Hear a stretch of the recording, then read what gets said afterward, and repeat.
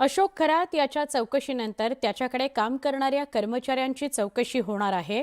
Ashok खरातच्या form हाऊसवर काम करणाऱ्या कर्मचाऱ्यांची चौकशी होणार आहे। ईशान्येश्वर मंदिराच्या पुजाऱ्यांची सुद्धा चौकशी होणार आहे। एसआयटीच्या माध्यमातून अशोक खरातची चौकशी सुरू आहे। कर्मचाऱ्यांच्या चौकशीतून फार्म हाऊसवर काय काय कारनामे सुरू होते याचाही उलगडा होणार आहे।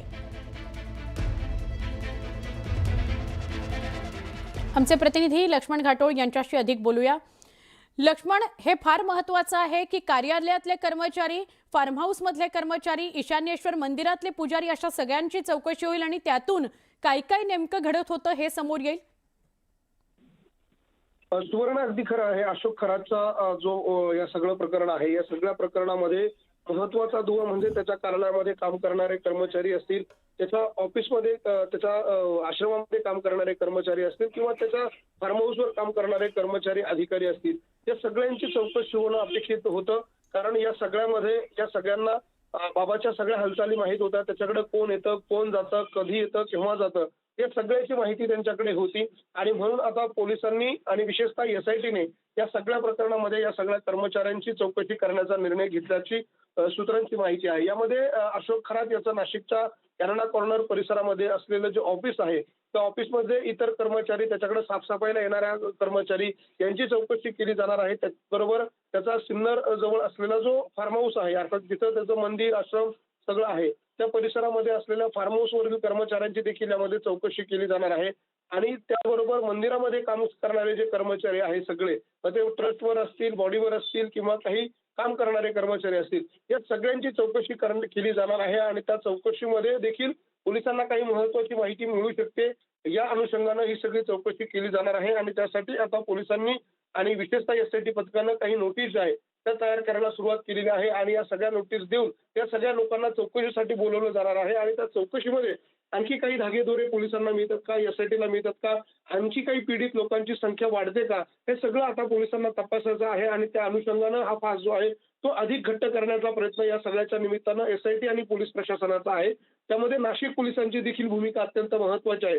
राज्यभर हे प्रकरण सुरू होतं, मात्र नाशिक पोलिसांनी सगळ्यात पहिले सगळे राजकीय धन्यवाद लक्ष्मण, आपण सविस्तर माहिती दिलीत त्याबद्दल। लक्ष्मण आपल्याला सविस्तर माहिती देत होता। पुढच्या बातमीकडे वळतो। रुपाली चाकणकर या महाराष्ट्रातील सगळ्यात मोठ्या सेक्स रॅकेटच्या सूत्रधार आहेत, त्यांनाच मुख्य आरोपी करा अशी मागणी केली आहे रुपाली ठोंबरे पाटील यांनी। याबाबत मुख्यमंत्री देवेंद्र फडणवीसांना मी पत्र लिहिणार आहे आणि ही मागणी करणार आहे असं त्या म्हणाल्या। अशोक खरातला चाकणकरांचंच पाठबळ होतं, रुपाली चाकणकरांच्या पाठबळामुळेच खरातनं महिलांचं शोषण केलं असा आरोप रुपाली ठोंबरे पाटील यांनी केलाय।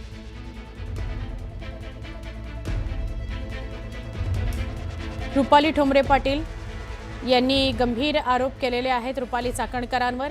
रुपाली चाकणकर याच सगळ्या सेक्स रॅकेटचा सूत्रधार आहेत, त्यांचं खरातला पाठबळ होतं असा आरोप रुपाली ठोंबरे पाटील यांनी केलेला आहे। राज्य महिला आयोगाचं अध्यक्षपद तर गेलंय, त्याचा राजीनामा तर रुपाली चाकणकरांना द्यावा लागलाय। आता त्यांच्याकडे असलेलं राष्ट्रवादी काँग्रेसचं महिला प्रदेशाध्यक्षपद सुद्धा जाणार आहे अशी चर्चा होतीये। राज्य महिला आयोग अध्यक्षपदानंतर रुपाली चाकणकर यांच्याकडचं महिला प्रदेशाध्यक्षपद सुद्धा काढलं जावं अशी मागणी केली जाते। म्हणजेच पक्षानं सुद्धा रुपाली चाकणकर यांच्यावर कारवाई करावी अशी मागणी होतीये। याबाबत सुनेत्रा पवारांसोबत पक्षाचे नेते निर्णय घेतील अशी प्रतिक्रिया मंत्री छगन भुजबळ यांनी दिली।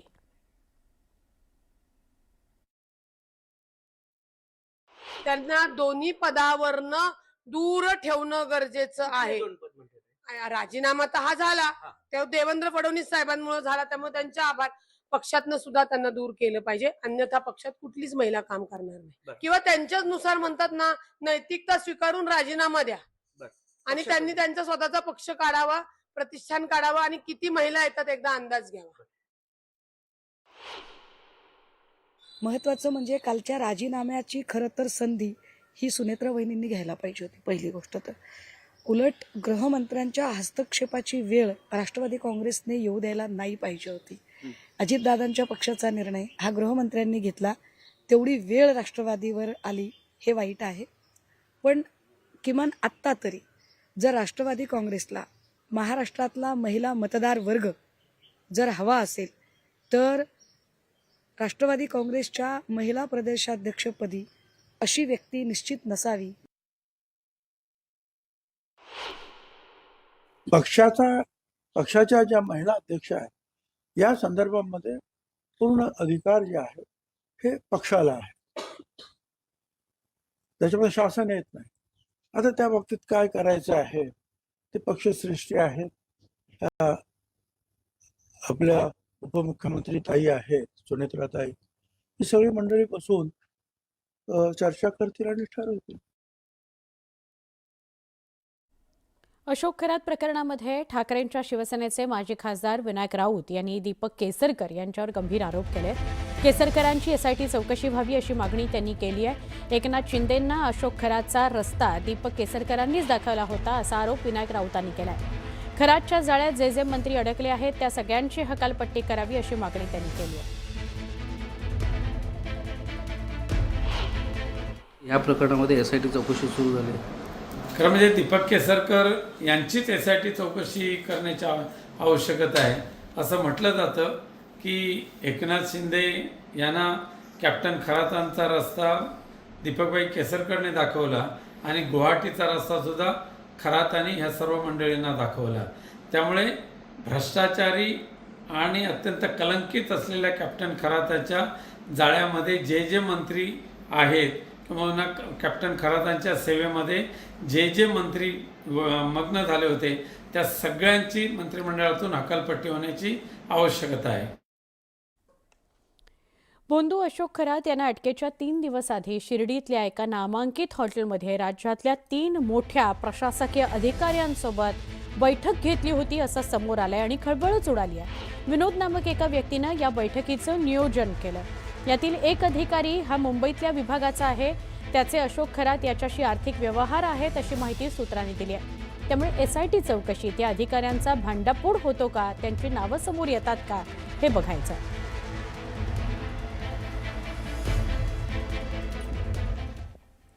भोंदू अशोक खरातची तक्रार देण्याकरता आता आणखी 3 महिला पुढे आलेल्या आहेत. एसआयटीच्या पथकाला याबाबत यश आलंय. महिलांना विश्वासात घेतलं आणि मग या 3ही महिला खरात विरोधात तक्रार द्यायला तयार झाल्या.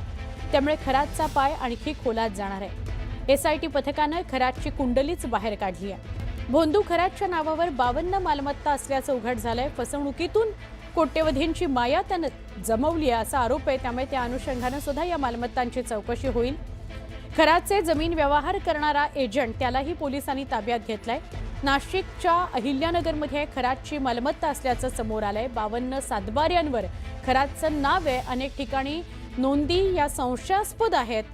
11 मालमत्ता पूर्णतः खरातच्या नावावर आहेत. सिन्नर, गंगापूर, नाशिक शहर या परिसरात मोठ्या प्रमाणात खरातच्या जमिनी आहेत. सामायिक सातबाऱ्यांवर अनेक अधिकाऱ्यांचे नातेवाईक असल्याची चर्चा आहे.